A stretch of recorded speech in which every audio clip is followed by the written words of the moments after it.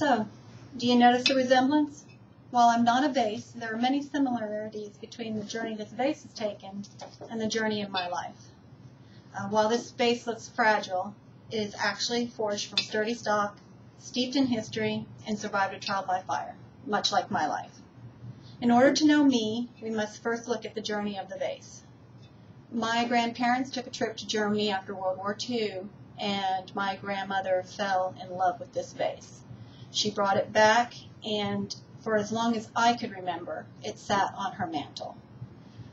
That was until 1994 when my grandfather had a stroke and he started a kitchen fire. Well, they rescued my grandfather, but they couldn't save the house. When my mom went up there to search through the rubble, she found this vase, and she was able to take it and clean it up, and it has some scarring on it, but it's still a beautiful vase. So Mom took it home, and she put it on her mantle, and when I bought my first house, she gave it to me. So how does this reflect my journey in life? Well, not long after that, my dad joined the military, and he was stationed in Germany, and I was born in Germany.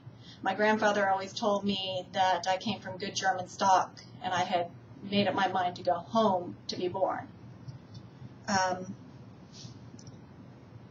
In addition, I have a very deep respect for the heritage and the history of my family. I'm a big genealogy buff. I have done a lot of research, and I've taken my family back to the 1500s. My grandfather would be very proud of that. In addition, this vase had the trial by fire. I have also lived a life with a trial by fire.